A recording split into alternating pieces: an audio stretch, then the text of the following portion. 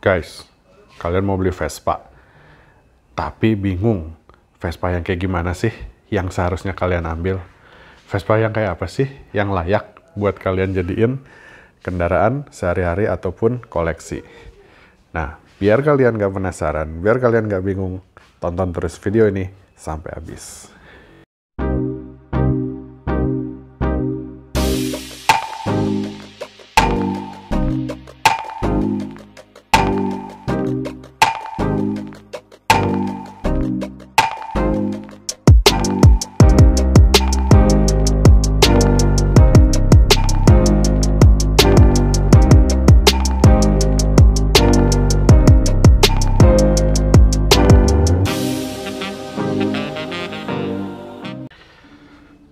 Guys, Assalamualaikum warahmatullahi wabarakatuh. Gimana kabarnya teman-teman semuanya? Nah teman-teman, kali ini saya bakal cerita ke kalian tentang Vespa lagi. Kali ini saya bakal kasih sedikit tips and trick buat kalian semua, terutama yang baru berencana untuk beli Vespa pertamanya ya terutama. Vespa kayak apa sih yang harus kalian hindari gitu ya, atau yang sebaiknya tidak kalian ambil gitu, karena Vespa ini sekarang jujur aja ya harganya sekarang lagi mulai tinggi, lagi tinggi-tingginya, dan cukup tricky untuk sekarang kita beli Vespa yang kondisinya benar-benar layak pakai gitu. Jadi ada beberapa Vespa yang dari segi tampilan sih oke ya, dari penampilannya oke, catnya mulus, kelihatannya oke. Cuma ada sebenarnya beberapa kriteria yang tersembunyi yang kadang-kadang kita nggak indahkan atau kita nggak perhatikan gitu loh. Nah di sini akan saya kasih tahu ada 4 hal ya teman-teman. Apa aja sih?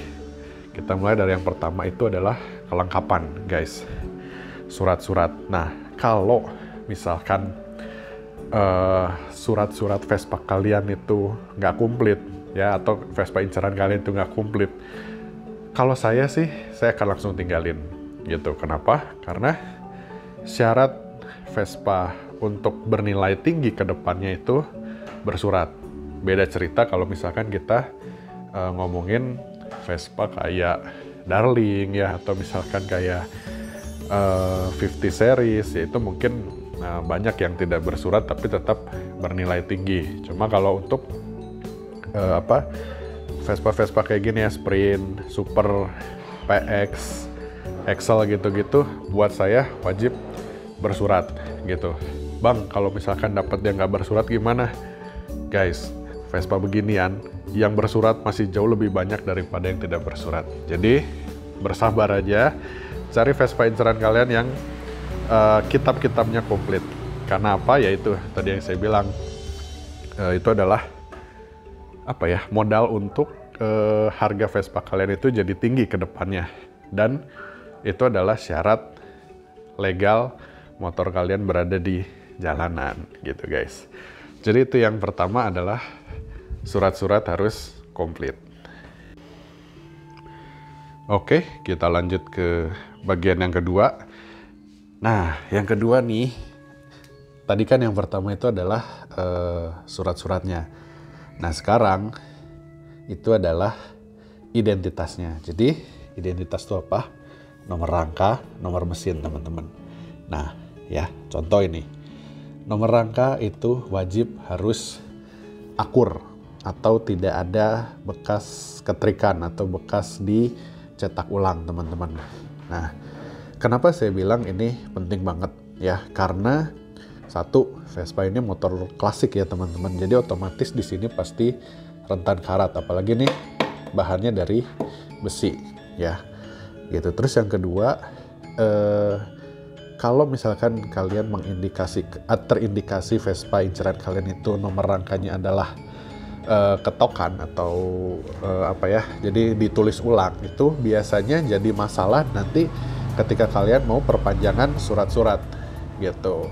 Karena sekarang Samsat ya, terutama yang di Bandung nih teman-teman pasti udah tahu, banyak banget Vespa ditolakin karena apa? Karena ketahuan ininya bekas diketok ulang. gitu. Itu yang jadi masalah gitu guys. Jadi makanya kenapa selain kitab-kitabnya itu, yang pertama kan saya kasih tahu ke kalian itu adalah kelengkapannya, dan yang kedua itu adalah identitas di motornya, karena ini nggak kalah pentingnya gitu. Nah sekarang gimana sih caranya biar tahu supaya kita nggak ketipu kalau ternyata nomor rangka Vespa kita itu ketokan. Oke guys, lihat, perhatiin ya. Nih, kalau dia nomor rangka asli, ini pasti nutnya rapi. Nah, terus kalian raba di belakangnya. Nih, ada bekas lasan nggak? Ya, kalau ternyata ada bekas lasan, dia biasanya lasannya bentuknya kotak gini. Nah, kerasa di sini, itu biasanya bekas ketokan. Nah, terus bentuk angkanya harus rapih, teman-teman. Ya, kayak gini contohnya. Gitu. Nah, sama nomor mesin pun begitu, teman-teman ya. Ya, kalau kita lihat di bawah sana itu ada nomor mesin, itu pun sama harus akur. Gitu. Dan lebih bagus lagi kalau misalkan nomor rengkes kalian itu akur. Ya, kayak gini contohnya. Ini nomor rengkesnya kanan kiri kan sama. Gitu. Nah, itu dia yang tips yang kedua. Nah, buat yang ketiga itu adalah body. Nah, body ini teman-teman hati-hati ya. Jadi sekarang ini banyak banget Vespa yang penampilannya mulus kayak begini, tapi ternyata daleman bodinya itu berantakan gitu. Jadi body ini kenapa saya tempatin di urutan ketiga? Karena body itu biaya perbaikannya cukup mahal ya. Kalau misalkan kita let's say ternyata motor ini pernah tabrakan atau pernah jatuh, untuk nyanterinnya lagi itu butuh waktu dan biaya yang tidak sedikit gitu. Nah, sekarang saya kasih tahu ke teman-teman kriteria apa sih body yang kelihatannya di luar bagus tapi ternyata dalamnya busuk. Oke. Pertama, kalian harus ngolong. Nah, kita lihat kolong deck ya. Kalau misalkan ada indikasi keropos, kalau sedikit nggak apa-apa ya teman-teman. Tapi kalau ternyata dia belahannya atau keroposnya terlalu besar ya, memanjang gitu sampai ke belakang atau di sini melintang. Nah itu hati-hati teman-teman. Gitu. Bisa nggak sih diperbaiki? Bisa banget. Cuma yaitu tadi saya bilang biayanya dan waktunya itu nggak sebentar gitu. Jadi kalian harus siapin lagi dana, siapin lagi waktu buat bikin motor kalian aman untuk dipakai kemana-mana gitu. Nah terus kalian lihat dari catnya gitu ya. Kalau misalkan kalian terindikasi ada cat-cat menggelembung ya, di sini nggak ada sih. Nah misalkan di sini, nah cat-cat menggelembung, nah itu biasanya ada karat teman-teman ya. Atau misalkan nutnya nggak lurus, nah nut ininya nggak lurus, itu bisa dari ketika ngedempul salah atau memang pemasangan decknya nggak rapi gitu. Jadi bisa ada dua kemungkinan gitu. Nah yang paling penting itu adalah center. Gimana caranya ngelihat Vespa kita center apa enggak? Nih. Kalian berdiri di depan. Nah ini diapit gini ya spakbornya. Terus kalian lihat dari tengah. Nih ya. Apakah Vespa kalian nyenter pas di tengah? Ya. Nih dengan nut yang itu. Ini garis tengahnya ya kan. Kalau misalkan Vespa kalian nyenter kayak begini, itu berarti tandanya Vespa kalian insya Allah bodinya akan center gitu. Tapi kalau misalkan dia agak kesini dikit atau agak kesini dikit, nah itu biasanya butuh di center lagi gitu. Akibatnya apa Kang kalau misalkan kita pakai Vespa yang nggak nyenter bodinya? Rasanya pasti miring gitu. Jadi kalau kita lepas tang gitu, dia nggak bisa jalan lurus, harus jadi miring gitu, entah miring ke kiri entah miring ke kanan gitu. Itu dia makanya kenapa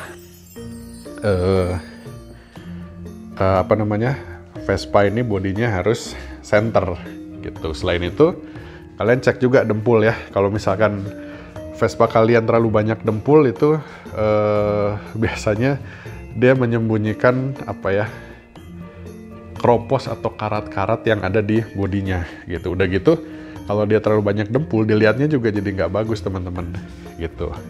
Caranya ya biar tahu banyak dempul apa enggak, tinggal diketok. Nah, ya kan? Nah ini dempul nih. Cuma kalau memang di bagian ini tuh bunyinya nggak senyaring ini, karena ini kan tipis ya bahannya kalau spakbor gitu. Nah, terus lihat dari nut-nutnya. Dia kalau terlalu banyak dempul, nutnya nggak akan serapi gini. Nih, gitu. Tepong juga. Ya, gitu guys.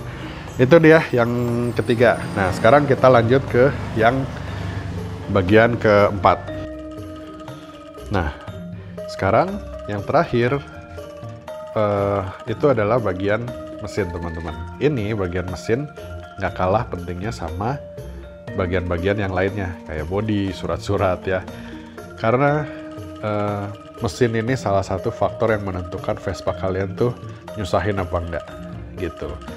Jadi kalau mesin kalian itu terindikasi, Vespa inceran kalian tuh terindikasi bakal ada perbaikan yang apa ya, major atau perbaikan yang banyak, itu saran saya mending kalian tinggalin, kecuali kalian emang naksir banget atau memang Vespanya langka banget gitu, atau contohnya misalkan catnya full ori gitu ya, tapi mesinnya agak berantakan. Sebenarnya kalau mesin itu biayanya nggak terlalu mahal, cuma ya tetap apa ya, dia jadi salah satu faktor penentu Vespa kalian itu bakal jadi enak apa enggak gitu.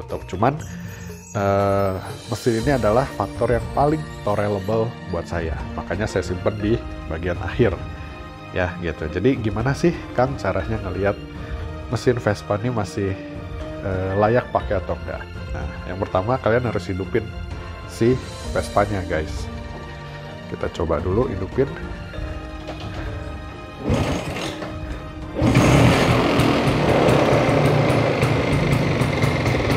Nah, ini kalian harus dengerin ya teman-teman. Nah, ini kayak contoh, ini ada bunyi sedikit, ada berbunyi. Ini bunyi ini berasal dari mangkok kopling teman-teman. Nah, mangkok kopling ini, si spring ini emang udah agak jelek, makanya sekarang agak jarang saya pakai, belum sempat saya ganti. Memang harus minta diganti, makanya suara mesinnya agak berisik guys gitu. Nah, matiin dulu deh. Gitu. Jadi teman-teman perhatiin, kalau misalkan bunyi mesinnya terlampau kasar, itu tandanya jeroan mesinnya itu ada masalah ya. Itu yang paling umum itu biasanya lahar kruk as, lahar apa namanya, rumah kopling gitu-gitu ya. Itu biasanya menimbulkan bunyi berisik gitu. Terus udah gitu cek juga langsamnya. Kalau dia langsamnya rusuh gitu ya, teng, nah nggak bisa dikecilin, itu biasanya pengapiannya agak error kayak gitu. Nah, mesin yang enak itu langsamnya itu harus stabil gitu ya, teng bunyinya gitu. Nah gitu guys. Nah, kalau masalah yang lain-lain kayak karbu apa, banjir atau segala macam, itu sih sebenarnya penyebabnya gampang banget. Itu biasanya deksel udah minta ganti ya, atau karbunya error. Harga karburator sebenarnya nggak terlalu mahal. Kalau yang Spako India itu sekitar 300 ribuan, kalau yang original dan motor itu sekitar 500 ribuan teman-teman gitu. Jadi sebenarnya itu part yang gampang gitu loh. Pengapian juga sama lumayan gampang. Nah, yang agak susah itu adalah part-part yang ada di jeroan mesinnya gitu, kayak as roda, apa namanya, kopling, lahar ya terutama, karena itu untuk ngeberesin itu tuh harus bongkar mesin gitu teman-teman ya gitu. Nah, masih berhubungan dengan mesin, setelah semuanya oke, surat-surat oke ya, body oke, nomor rangka nggak ada masalah, mesin oke, semuanya udah oke, jangan lupa kalian harus test drive. Enak nggak motornya? Cocok nggak kalian dengan karakter motornya? Karena jujur aja, Vespa walaupun sesama misalkan let's say kita sesama sprint ya, itu karakternya aja bisa beda. Sprint saya dengan misalkan sprint orang lain, itu bisa beda gitu. Jadi kita harus memaklumi namanya motor tua itu nggak bisa 100% sama seperti kondisi dia keluar dari pabrik gitu. Otomatis kita sebagai ridernya juga harus nyesuaiin gitu. Cocok nggak kita dengan karakter si motor itu? Kalau misalkan 4 hal tadi terpenuhi plus 1 feeling ya, feel-nya dapat buat kalian, udah bos, sikat aja ya. Saya jamin Vespa itu adalah seperti yang saya bilang di video-video sebelumnya, motor ini bisa jadi investasi yang bagus selama kalian bisa pilih barang yang bener gitu guys. Oke, paling segitu dulu videonya. Kalau misalkan kalian punya pertanyaan, boleh tanyain di kolom komen atau di IG saya @wonderwheels_story atau DM di situ ya teman-teman gitu. Dan jangan lupa juga di like, di subscribe juga, dan di share ke teman-teman yang lagi nyari Vespa gitu. Oke guys, sampai ketemu di video saya yang selanjutnya. Wassalamualaikum warahmatullahi wabarakatuh.